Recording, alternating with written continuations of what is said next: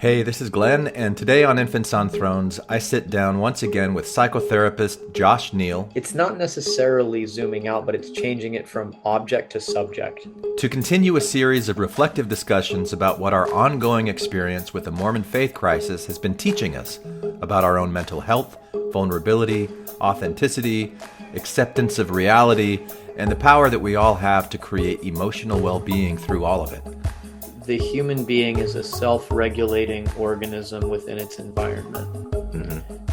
And that we are sufficient to do so. And that we have within us everything we need to do this. And in our effort to self-regulate, sometimes things happen that cause us to get stuck or fixed in a certain behavioral pattern, which prevents ongoing development and growth.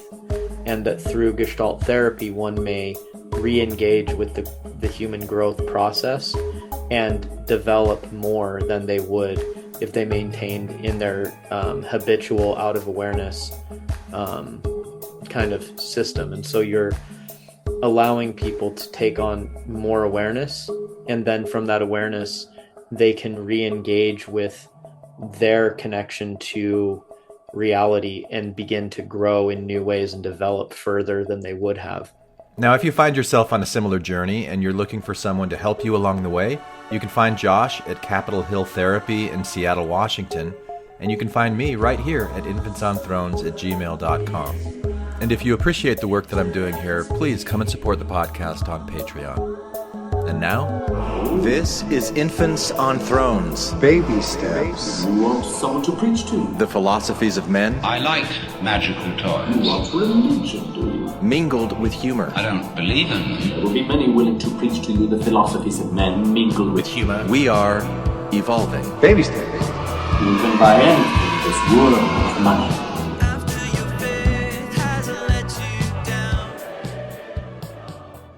Look for the good in everything. Look for the people who will set your soul free. It always seems impossible until it's done. Look for the good in everyone. So how are you doing? I'm good. just recording. Yeah. This is all like eligible for publishing. You know, it's funny. I've got this belief, Josh. It's probably stems from Mormonism that like everything that we do is recorded. You know, the angels above us are silent notes taking. That like in the grand fabric of this energetic universe that we live in, no vibrational interaction with another vibrational interaction is ever lost, no matter what form that comes in. So it's funny to me to think, oh, we're recording this and publishing this for people, and they'll hear it as if there aren't versions energetically of other things that we do that aren't already being influenced and felt. That's a popcorn kernel in my throat. Vibrational influence that takes form as a popcorn kernel, interrupting with the vibrations that my throat's creating. I don't know, something like that. That's beautiful. Thank you. Yeah. Yeah. So anyway, how are you doing is the question. Yeah. I'm good. It's had a nice Thanksgiving. It was really chill. Just hung out with my girlfriend and Yeah, no family stuff. Friendsgivings this year and phone calls to family. Didn't go home and was able to avoid all the travel, so I was happy about that. All right. It's a tough time of year for me.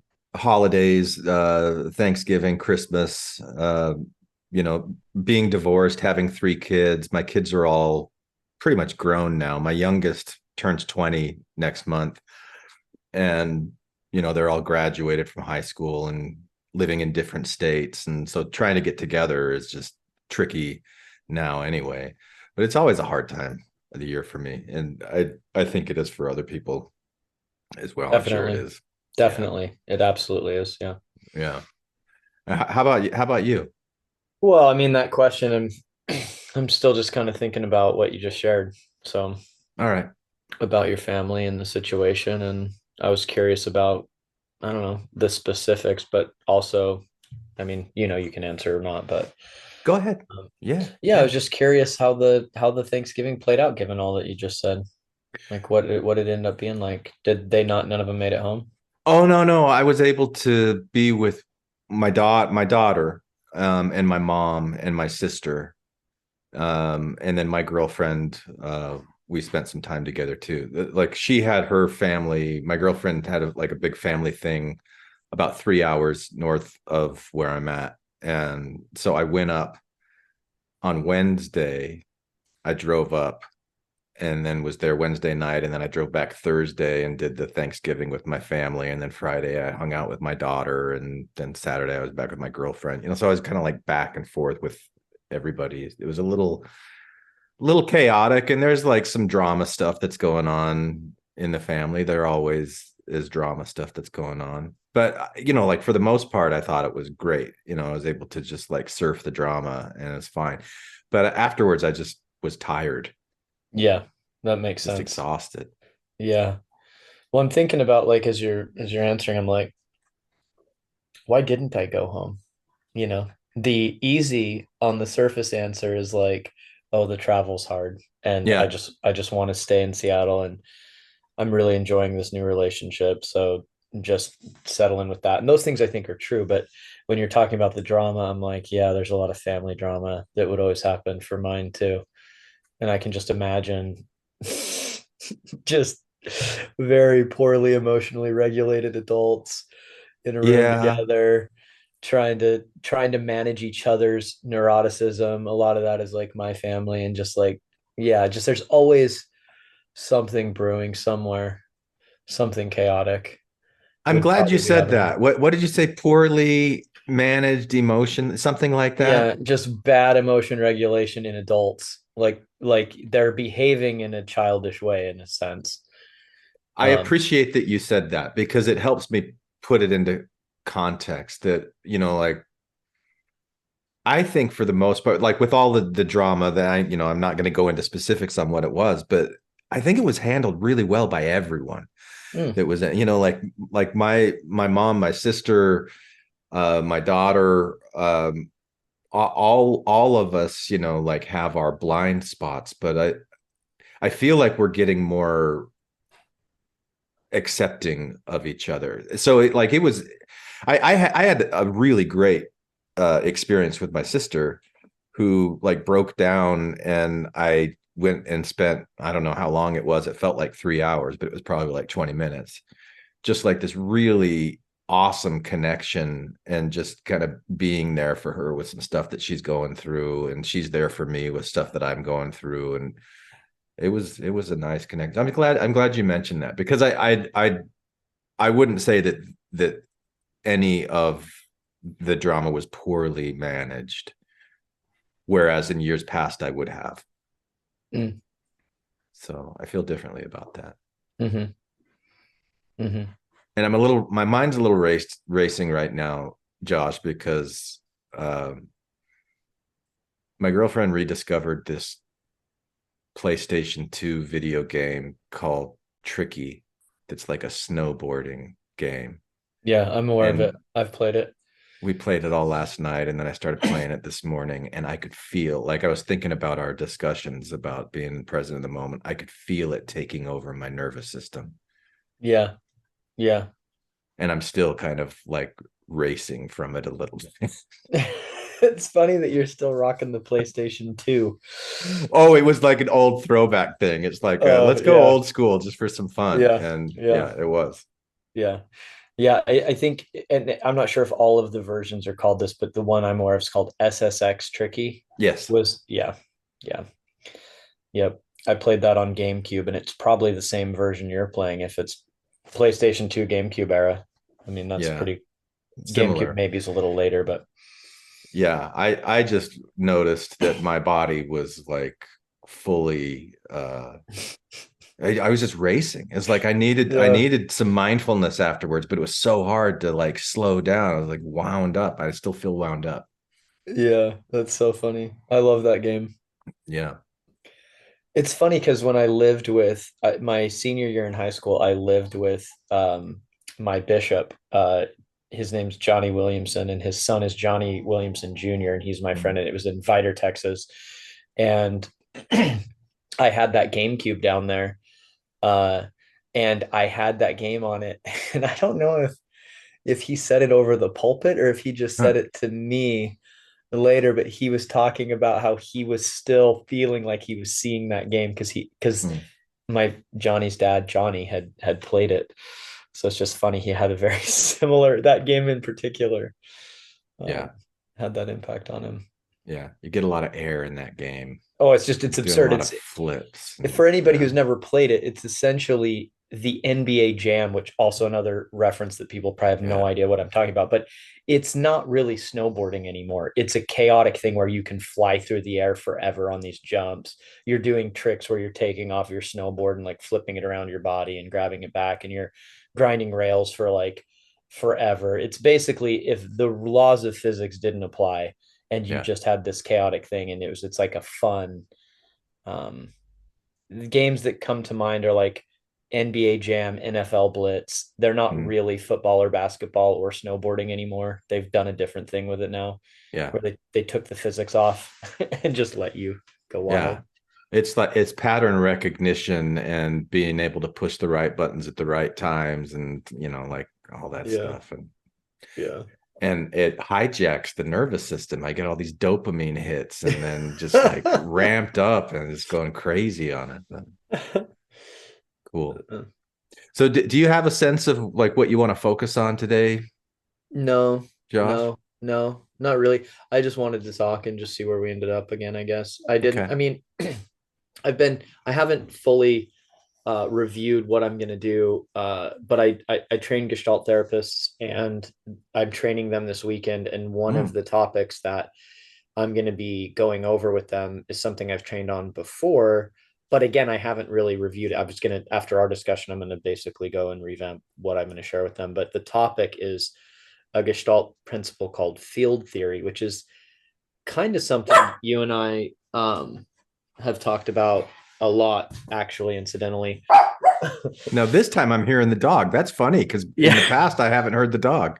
Well, it's funny we're talking field theory. It's like everything is connected, and then Gretel's like, "Oh, I'm here, I'm connected." Yeah. Um, shut her out. Um, anyway, it's this theory, and it's essentially going from a causal universe to a field oriented universe. So it's taking this Aristotelian cause effect, Big Bang, God being the beginning of it all, to everything is happening at once and everything affects everything and everything's changing all the time. And it's looking at reality through that lens. And then it's looking at how people cope with that larger reality and what we are and a part of it. And so it's really a very foundational philosophical approach for Gestalt therapy, which is that we're not looking necessarily for um, it shifts us away from looking at the causal chain of why, cause and effect, and it looks at how in the present moment and what. And it shifts the focus to those questions when you're looking at individuals and their functioning is what's happening for them now, and that's looking at the process, and then looking at also what needs might it be serving, or for what purpose are they doing it, or what's their what's their meaning making and relational connection to it. And the idea is that each of us are kind of in this reality where everything affects everything all the time, and we're meaningfully interacting with it to meet our needs and create some kind of equilibrium in our organism. But the topic is called field theory, um, which is kind of a physics thing. Actually, it started in physics. That Like fields, quantum field theory. yes, yes, and so Yeah. it's applying it to the psychology of we are existing in a reality of fields, basically meaning anything Yeah. and everything does impact everything, and and all of those things are happening all the time, but nothing stays the same, but everything is as it is, but nothing stays as it is. Like basically we're in the river kind of analogy. the river is this flowing thing in time, and yet you get dropped into it. It has certain qualities, but none of them are staying the same. And so it's kind of, in a sense, one of the ways I might describe it is it's the cosmology um, of Gestalt therapists, which is our theory for reality. And Yeah. so we're talking about what we think the nature of reality is at the low base level before we approach the healing art. We want to see what is the nature of reality itself. And so we have the nature of human existence, which is existentialism, and then we have this field theory, which is the kind of our philosophy, our theory Yeah. for what reality, what is the nature of reality. Yeah. I love it. That stuff feels so intuitively just like true to me. And Right. I wonder though how practical it is in, when you're working with a client and they're in what they've got, whatever presenting problem it is that brought them, to therapy. How does the field theory, or maybe even just like you as a Gestalt therapist having this worldview of, everything is changing, everything's influencing, like you're in the moment right now. Like Mm-hmm. how does that help the client resolve the issues that they want resolved? Yeah, well, that's a great question. And I think you in part answered it already with the piece of it's something that is ingested in and incorporated into the soul of the therapist. Yeah.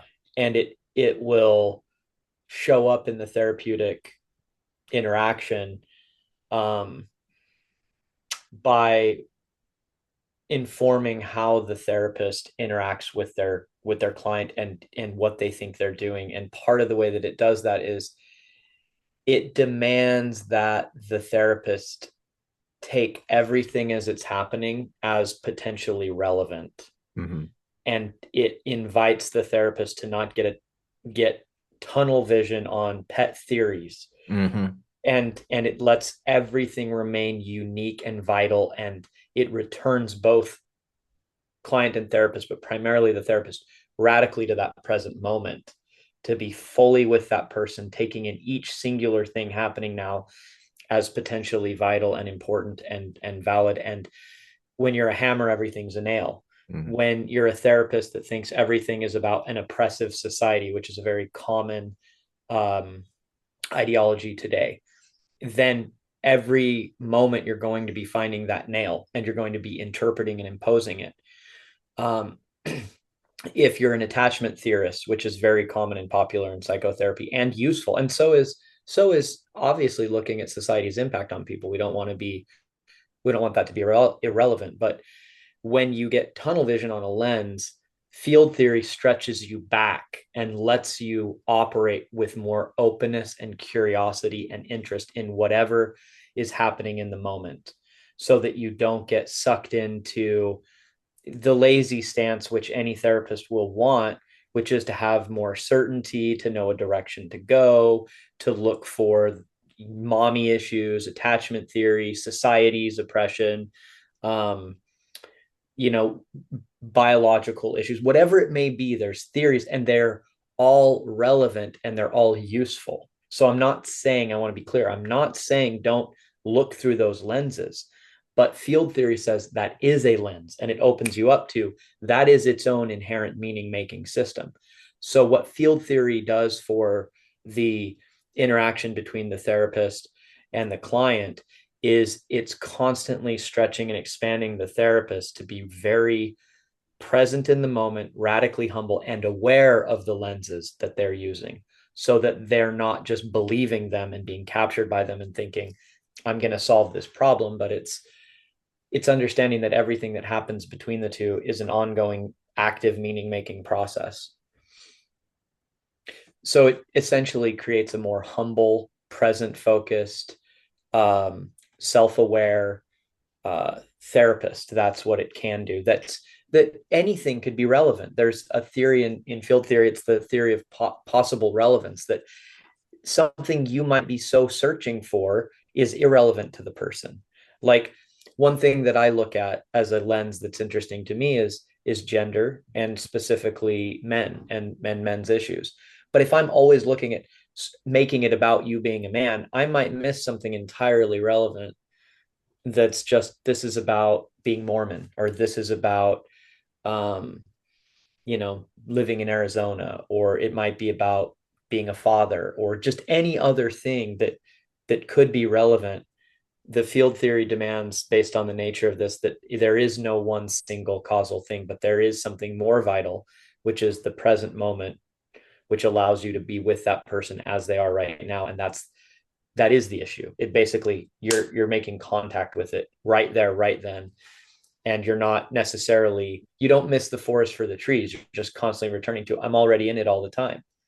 Yeah. And this person is as they are now, and their issue is already here right now, happening in some way, because they are being themselves already, whether fully authentically or not. And so it at the same time, it simplifies, it expands this thing of whatever the person's doing, they're doing now to some degree. And anything could be relevant to that. And you can't get comfortable and lazy in the lenses that you use to explore. And I want to just, for clarity here, none of those theoretical lenses are bad, but they have to be understood as theoretical lenses, not the truth. And if we have any truth that Gestalt therapists fall back on, it's our field theoretical stance of this understanding of reality itself. It's a theory. We don't know it, but it's the theory that we operate from. Yeah. Boy, I don't totally know what to do with that, Josh. I feel like it would be fun in a way to walk through an example where because I could see how I could get tunnel, like I get excited about certain theories that I come across, like attachment theory that you mentioned. It's a good theory. It's very useful. Yeah. And like when I started understanding myself more from attachment theory, and I started understanding, things that my mom told me about when I was a little kid. I may be guilty of getting, like too hyper focused on attachment theory, to explain why I am certain ways. Mm-hmm. But I'm freaking tricky, that video game. I'm still racing from it. Yeah. So let me slow down, Josh. Yeah. Where would you like to go with this? Well, I mean, I kind of laid it out, but it's also a little bit like, maybe in a future episode, I could really walk us through it, because I need to review it myself. Okay. To look at there are specific things. And psychotherapy reminds me of music theory a lot of the time, in that people are kind of telling you what they did to wrap their head around it, but they're not really, the theory only structures practice, and the practice is the actual goal. And so field theory is taught in ways that allow therapists to get to a certain place of ability. However, it's, in my view, my opinion is that it's taught in a much too abstract of a way. It hasn't been brought down and crystallized in a way that's as useful. It's actually something I'm really passionate about trying to do as a Gestalt therapist. So I'd like to do it more justice and really try to get into it, because I have the belief there's a way to talk about it that's not so heady and obscure, and it's that it could be spoken to. And if I could teach it to like at a 7-year-old comprehension level, then I would feel satisfied. Yeah. And all right, we interrupt this episode of Infants on Thrones to go ask ChatGPT to explain Gestalt therapy's field theory in a way that a 7-year-old would understand it. And so here's what ChatGPT said, because ChatGPT. It says, all right, imagine you're playing with a big set of toy blocks. You'll have to tell me if this is any good, Josh, when you listen back to this. You have different colors, shapes, and sizes. Now think of each block as a part of your life. Some blocks are your family and friends, others are your feelings, like when you're happy or sad, and some are things that happen around you, like school or playing in the park. Field theory in Gestalt therapy is like looking at how you build something with all these blocks. It's not just about one block, but about how all the blocks fit together. It's like asking, how do these blocks work together to make something cool, or sometimes something not so cool? For example, if you're feeling sad, that's one block. It might be because you had a tough day at school, another block, or maybe you had a fight with your friend, another block. All these blocks are connected and they affect each other.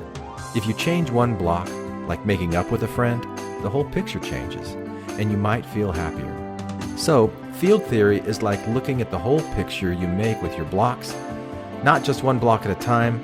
It helps you understand how everything in your life fits together and affects how you feel about what you do, or helps you feel and affects how you feel about what you do. It's like being a detective, looking at all the clues, the blocks, to understand the big story. All right, Josh, so you'll have to let me know if that's a good analogy or not. Something tells me it might be a little simplistic. But I did wonder, where my head's kind of at is like, some of the stuff I brought up, did you have any questions, or was it completely like, did I lose you there? And maybe I did. And so maybe it's a discussion for another time to really hammer it in and look at what we mean by these different concepts. But all the readings I've done of it never satisfied me. I almost want to blaze my own trail, or go back to Fritz Perls, his original writings, or maybe even look at quantum field theory and then kind of draw my own thing. Yeah. Because I have a strong desire to bring field theory into the realm of an easily comprehensible like state. I want it to be shared easily. So as you were describing it, I'll tell you what was going on through in my head. The phrase that you used when you were talking about the forest for the trees, that really seemed to kind of summarize what you were saying. And that, like, any one person, any client that you might be working with might come in and say, I have a mommy issue, I have daddy issues, I have this is my thing. And you, as insecure attachment style, right? I have avoidant attachment. I have avoidant attachment style, or I have PTSD, or I have, like whatever kind of labels they'll come in, what their background they've been exposed to and resonates with them, they'll share with you. And what you're wanting to do as a Gestalt therapist is to accept that there's real value in that. They wouldn't have been attracted to this if there wasn't a reason for it. But at the same time, you want to zoom out and see how that is a part of everything else, or many other things that are going on, and not just focus on that one thing, because there's a lot going on. Right. Well, we also, you're kind of helping me in the way that you're making sense of it, which is, it's not necessarily zooming out, but it's changing it from object to subject. So we want to look at the person not as an object that got there from some simplistic causal chain, but we want to look at how the person is being in relationship to that concept that they're bringing up. They're introducing an idea, and we don't believe the idea, actually. We accept that it is a form of making meaning of an experience that they're sharing that has relevance to them. And they're using words to talk about something that's happening for them. Yeah. But they are not their PTSD, and the PTSD isn't even real. It is constructed by humans to describe something that is real. Yeah. And so what is real is an ongoing, multidimensional, real experience of these different fields of their being, interacting in the world, that has a history, that's habitually behaving in ways, responding to their body. But we want to look at the subjective relevance of that label. So, for example, if we pick something like a person says, I have PTSD, something's happening. And I want to understand what that is and how this person experiences it from a descriptive way, and look at all the different things that impact them and how they make meaning and respond to it. And I accept that it's fine to understand it through that lens, but I always remember it's a lens, and I don't become I don't let the clothes wear me. Diagnostics are clothes that are made to fit people, but we don't fit people into the clothes. And so we want to really come back to the subjective reality of the thing. One quick example of cultural difference in diagnostic and treatment is that in Eastern Asia, and I don't remember where, it was shared with me by one of my graduate school professors that they diagnose and treat schizophrenia as demonic possession, and they have better treatment outcomes than we do in the US Yeah. with that modality of treatment, because what happens is they bring the people into the home, they surround them by family, they do not make it the person's fault. There's nothing's wrong if you got possessed. It's not you doing something bad or anything, and they love and they surround the people with care, and they have better treatment outcomes than we do. Yeah. So this is just an example of both of those things are real. Is the person possessed or are they schizophrenic? I don't know. Something's happening, and it's happening in a field of things of our reality. And we're meaningfully organizing around it and doing things in relation to it in the goal of helping. I'm getting a little tripped up as I'm thinking about this. I'm getting tripped up with what you said earlier about the Aristotelian cause and effect Yeah, that model would that make you us kind more of of like, an objective world of causes and effects. So yeah, mom didn't love me. Now I'm insecurely attached. yeah. That what we want to do is change that to how am I experiencing reality now? What stories am I telling myself? What memories do I have of this? How did that feel then? What's happening now? And let me return to being a subjective human in the present moment who has awareness and can start to respond and find out what happens and how I can deal with my bodily sensations and become more aware of them. Okay. So this is going to touch home to me because my mom told me I'm the oldest, and my mom told me that when I was born, my dad believed that a crying baby should be left alone so that they could be weaned off of the attachment to the mother and like develop self confidence or whatever. There was some philosophy that he believed that was the right thing. And according to attachment theory, that's not the right thing, because according to attachment theory, the way that I, as a child, would have been, wanting, needing the nurturing from my parents, not getting it. And then I start creating my own coping mechanisms of how I take care of myself. And it involves like not trusting and other things like that. So I grow up, I spend most of my life with these unconscious coping mechanisms of creating stories where I don't trust other people, I don't engage with other people.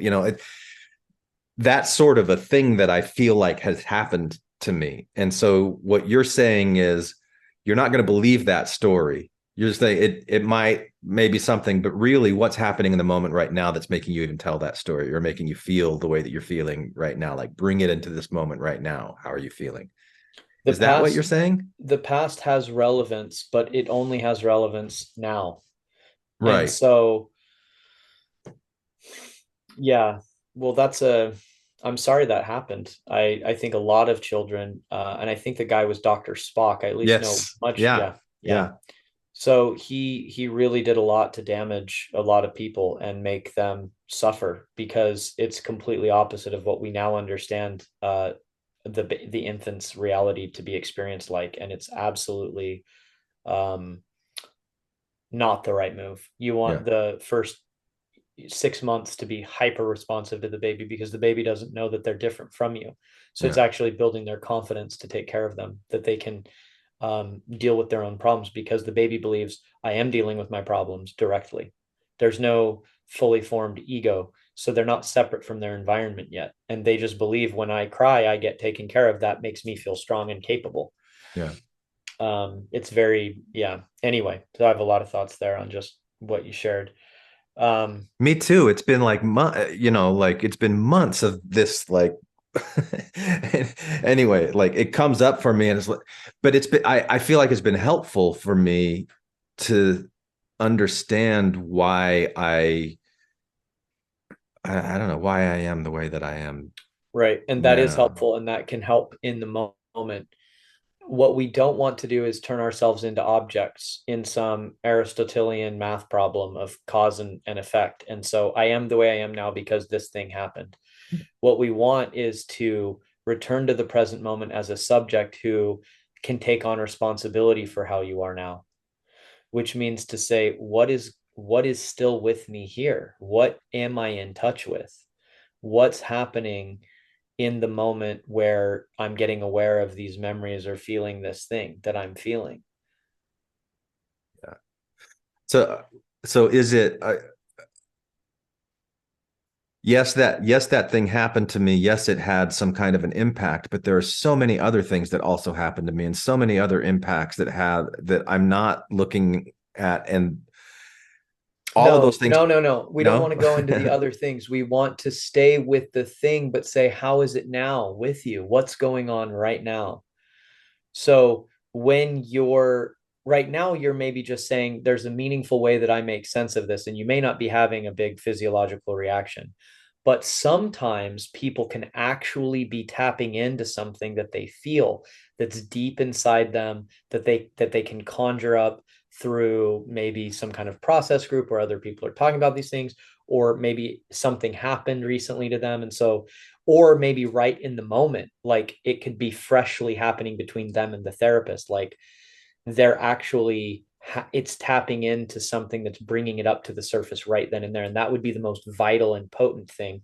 That would be the relational piece, which might be like, I have some sense you'll let me down, I have some sense you won't be here for me, I Yeah. feel rage and powerless and small. These are feelings that would probably be associated with early infant Yeah. developmental wounding that could happen, that would be extremely powerful sensations that a person could experience, and they're going to happen in the moment. So we don't need to move off to other topics. That's part of the field theory, but it's not the way we apply it. What we do here is we look at how is it happening right here, right now, and what is happening right here, right now, and what is going on, and how are you experiencing this now?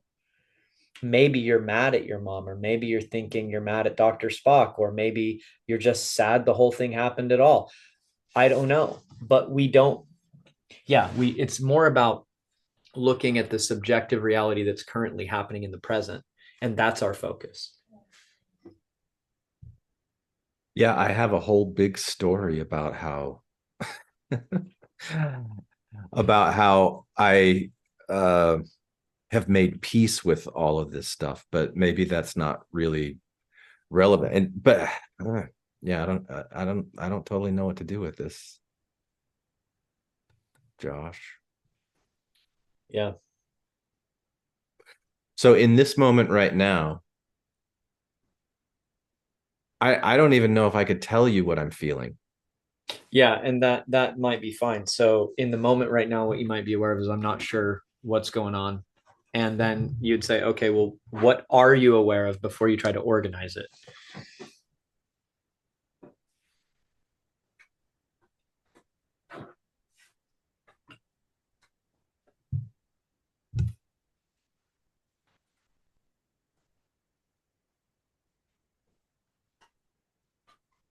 I don't even know where to go with this. I'm feeling Yeah. kind of like a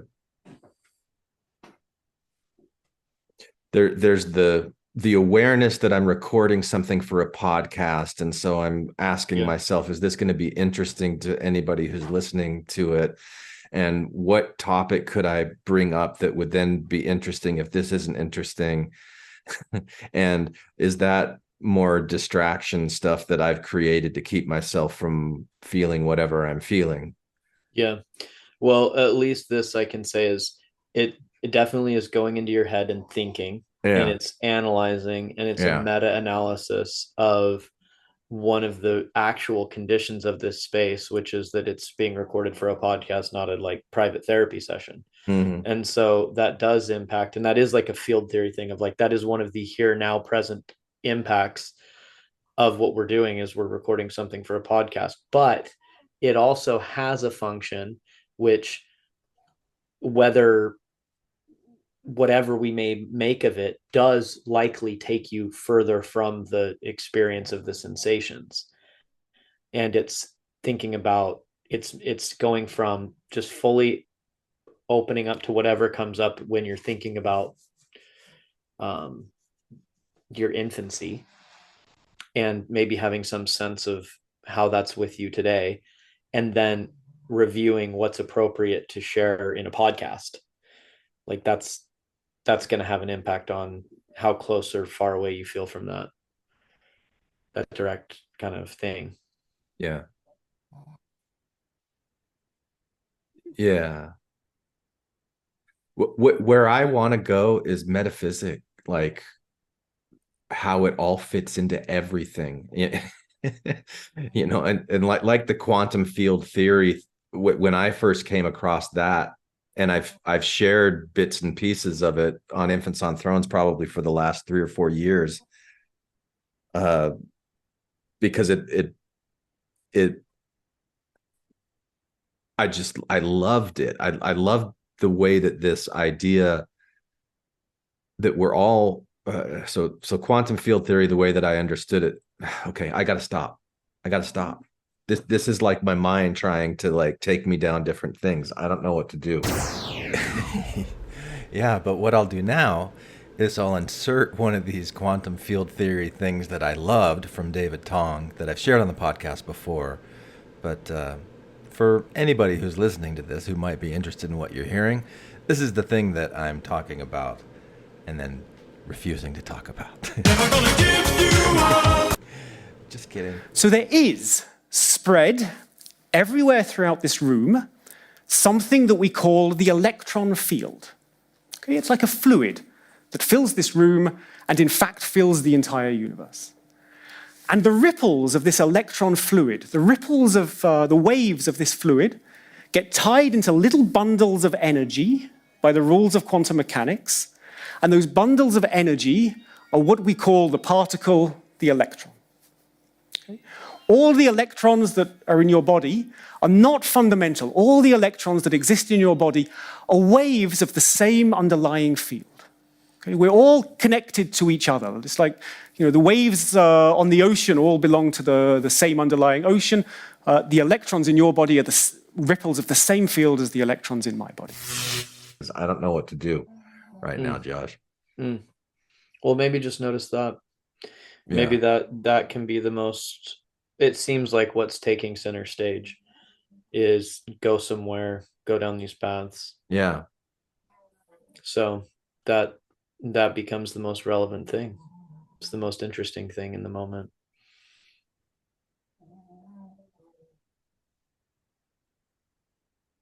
Is part of your worldview as a Gestalt therapist that you've talked about abundance before, like that everything's abundant. Is it kind of that all of the experiences are, I want to say good, but I don't want to use a binary word like that, like good, that there's really nothing wrong with anything. Like everything's kind of perfect as it is. What we would say is that the human being is a self-regulating organism within its environment. And that we are sufficient to do so. And that we have within us everything we need to do this. And in our effort to self-regulate, sometimes things happen that cause us to get stuck or fixed in a certain behavioral pattern, which prevents ongoing development and growth. And that through Gestalt therapy, one may re-engage with the human growth process and develop more than they would if they maintained in their habitual out of awareness kind of system. And so you're allowing people to take on more awareness, and then from that awareness they can re-engage with their connection to reality and begin to grow in new ways and develop further than they would have. And each person has to determine whether or not they think that has value for them. It's my belief that that does have value for people. It's my belief that that is a useful thing to have in your life, that it can allow for a much more meaningful, vibrant, and vital existence, because you don't know what you're capable of becoming if you get frozen in a habitual process. Yeah. And it's my belief as a Stoic that I think is very compatible with Gestalt therapy theory and existentialism, that a tranquil life is a quality life, and that every human has access to that. Everyone born has access to it. And I do not believe that preservation or length of life is the same as quality of life, because all lives include death. And so I don't even aim for preserving life in order for a life to be good. And that allows me to accept that there is goodness even in death, there's goodness in all endings, and that the universe itself is a self-sufficient reality. And so that's my Yeah. belief, but that's more informed by my Stoic philosophy, but it's easily integrated and grounded in a Gestalt therapy theoretical stance of existentialism and field theory. Yeah. They're As very I was compatible. as I was listening as I was listening to you talk about that, I kept thinking about reincarnation, because you were talking about, there's, like, every person is self-regulating. Every human being is a self-regulating organism within their environment, and things are always changing.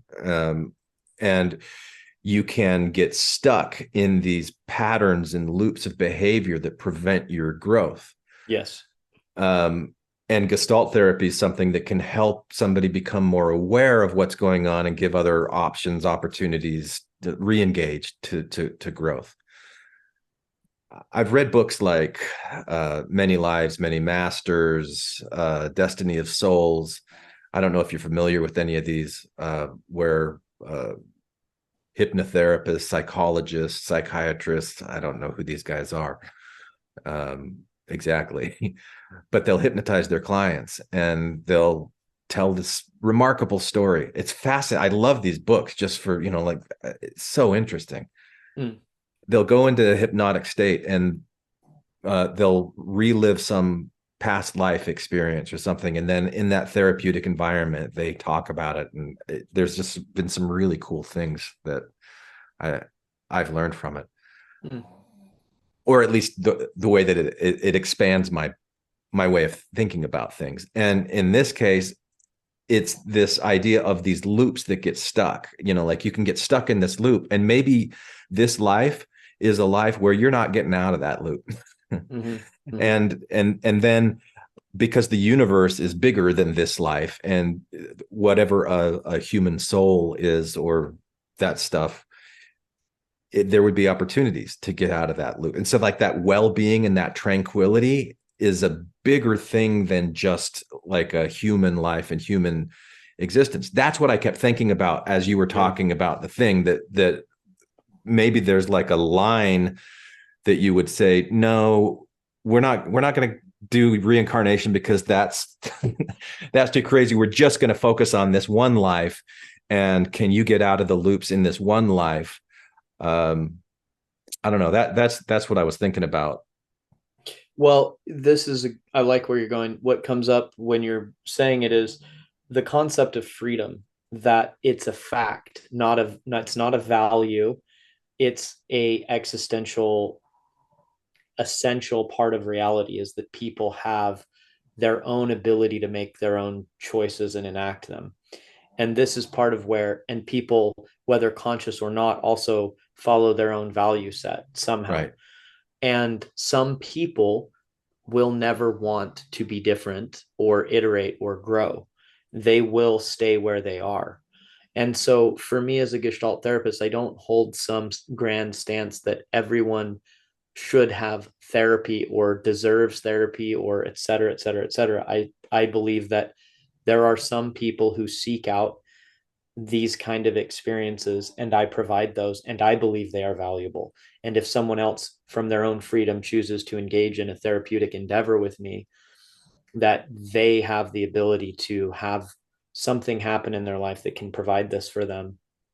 My goal is to do that to the utmost of my ability, to serve them in that way, to increase their awareness so they can again re-engage in their own vitality and growth and existence, and That's begin that's becoming. it.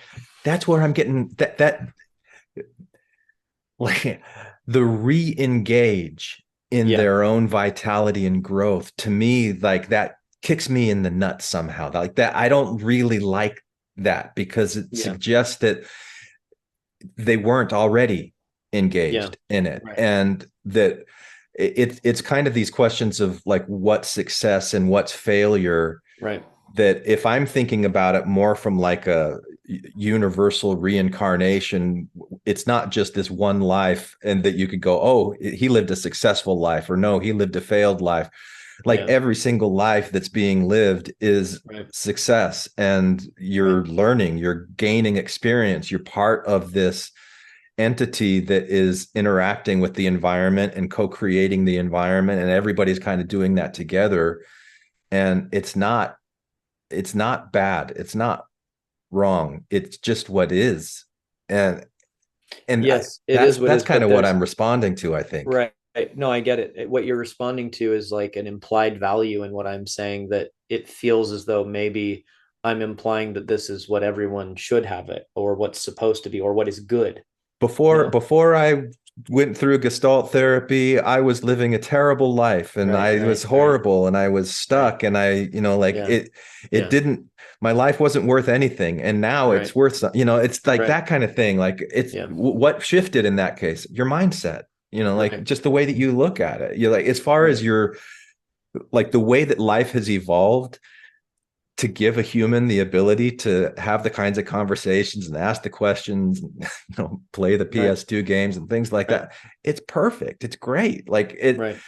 the like this is going to seem out of left field, but I've been thinking a lot about the the cells of my body, and especially my neurons, as being um the foundation upon, like it's the foundation upon which I exist, and it's my own private zoo, Mm. or like all these living creatures that are, and they're they're perfect, and I don't know. I think I think I can get at what you're connecting to. And for me, it goes to this. It's the universe wants to paint with all of the colors in the crayon box, And it is. and it is painting with Yeah. all those colors. Yeah. And we can believe that all of those colors are good, including all of the things that are horrifically painful and destructive that exist in the world. Yeah, maybe. I And mean, I have a hard time with the word good, but keep going. well, they just are, then we'll Yeah. say that. And Right. there's an abundance in that they are. And I And it think that's what, exists. and it exists. They just, Yeah. and the universe wants to paint with them. It wants the darkest story it can tell, it wants the happiest story it can tell, and it plays all the songs. The universe iterates in all these ways. It needs the black and the white in its coloring, and all the colors in between. And those things are inherently part of the total thing, which is in total good. However, there then comes down this human endeavor, which is basically ethics, is what we're getting at, which is there, and values. We're getting to values and ethics is what we're coming up against here. And there's a stance that's pluralistic, which says, I may have values and live a life that is valuable to me based on other people, and that is my duty to enact that. But because I believe in human freedom and the ability for difference, I can respect that everyone else is living their life as appropriate to itself as it is, and I can acknowledge it and value it, and I don't wish to inflict my values on them or prod them or tisk them or tell them they're Right. not getting the growth they could. And I think that's what you bump up against, is your desire for honoring everyone's process wherever they are. Yeah. And I do too. And I honor my own values, and I honor the values of my clients in that they align with the project that I'm endeavoring to do, which is, if somebody came to me and said, I want to be a master musician, I might say, well, you're going to have to go somewhere else. I don't know if I can do that for you. Or they might go to someone who can do that for them. And let's say they are with somebody who can do that for them. They both share that value and they're exchanging an ability to develop that way. That's how I see my form of therapy. It's, I'm doing a specific thing that's very useful for people that share these values and want these things. And I do see them as a re-engagement in human growth. They allow people to get out of a habitual pattern and bring something into their awareness that allows more choice. And from that choice, they can re-engage in the world and they can discover themselves more fully. Right. And in that more full self-discovery, they begin becoming more than they were before, which is what I call growth. Mm-hmm. And not everybody needs to want that. Not everybody's life is undignified or unworthy without it.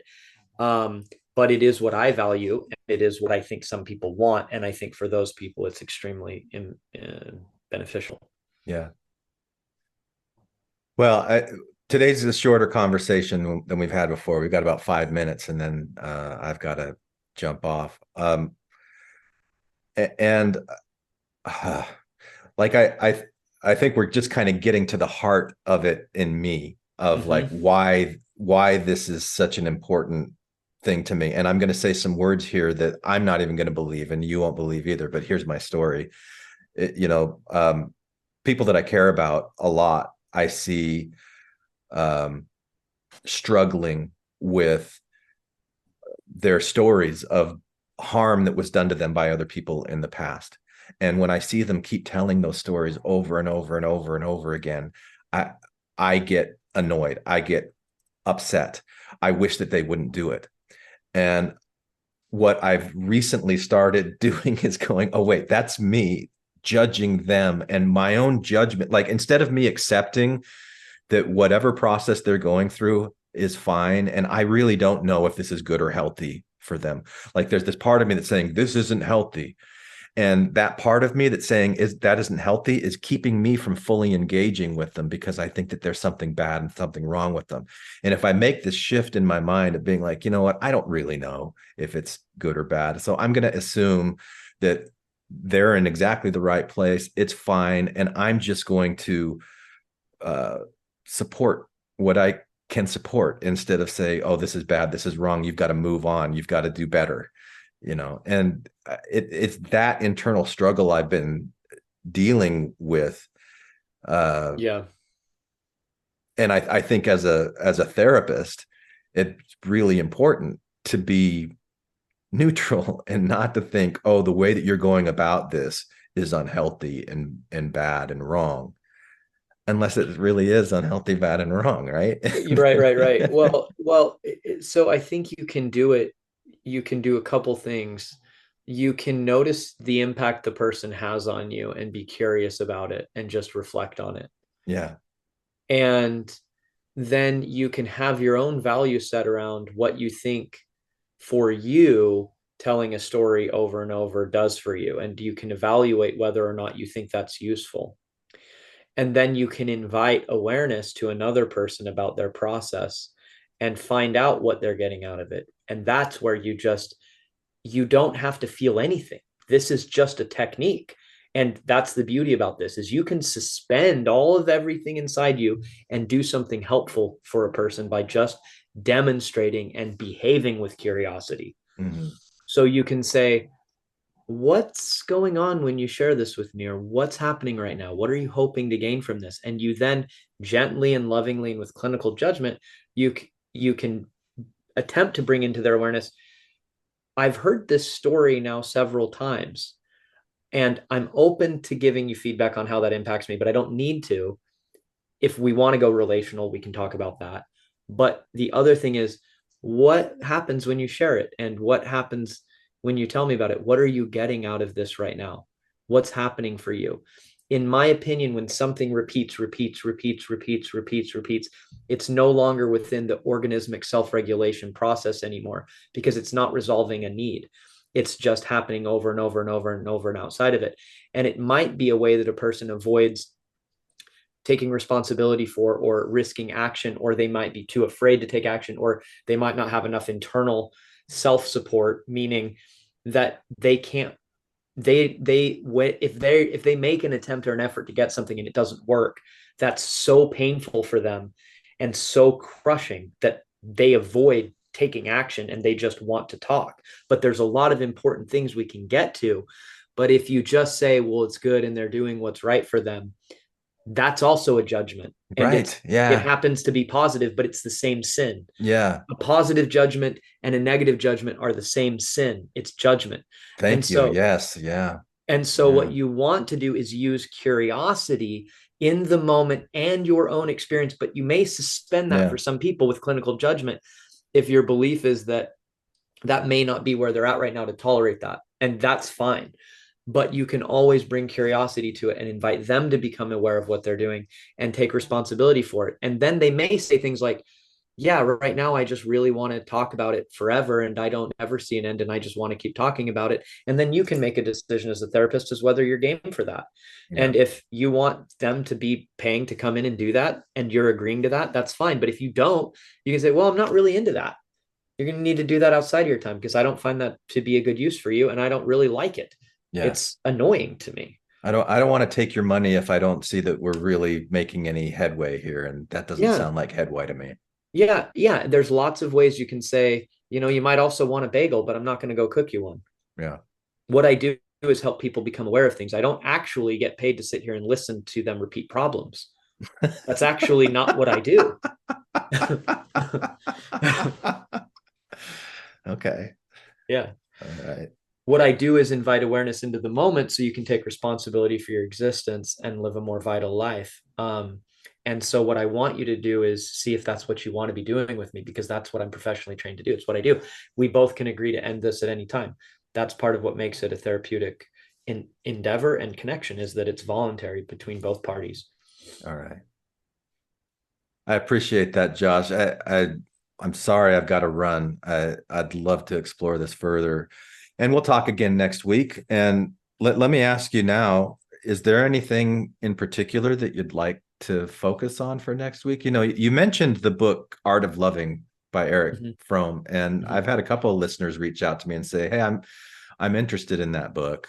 I don't know if you ever want to do like a book review or anything like that, or if there's any particular topics or anything that you feel like we've been building towards that you'd like to spend more time on. Yeah. What do you think? Well, I like the idea of that book. It's an incredible book. It's a short read. It's really fun. I think it's very useful. It brings up a lot of the topics we've been talking about. I think he was brilliant, Eric Fromm was. And then there's just that I'll probably be fresh off of field theory. So we could maybe just kind of talk a little bit more about that. And yeah, I can also chew on it, but those are the things that come to mind. I think that book's great. I think field theory stuff would be great. And I like our just kind of back and forth that we do as well. Me too. So me too. Well, I really appreciate it, Josh. So I'll make sure that I've got Art of Loving read before we talk next Wednesday. And I look forward to hearing how your training goes. Awesome. And I can't wait till I'm sitting in on it at some point. Hell yeah. That'll be fun. Yeah, right. That'd be awesome. All right. Take care, Josh. We'll talk to you later. All right. Bye, Glenn. Bye. Put down the weapons that you use against yourself. You don't need them anymore. Lay down the weapons that you use against the world. We don't need another war. Put down the weapons that you use against yourself. Hi, this is Hillary. Matthew. Ryan. Carol. Keith. Ashley. And I like to play bingo online while listening to Infants on Thrones. You can comment on this episode on the website, infantsonthrones.com. And if you really like what you hear, give the Quorum a 5-star rating and write a short review on iTunes. I did. Anyone for the closing prayer? My worst crime is an inside job. Dark thoughts taking over like an inside mob.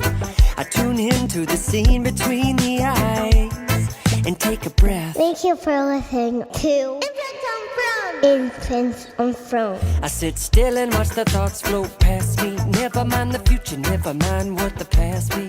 I like to jump and let the universe catch me. 3, 4, watch the beauty blow past me. I keep my pockets light, destination in sight. Keep my actions elevated to compassionate heights. I'm walking past the fight, laying down on Sunday night, choosing love when I pick up this mic.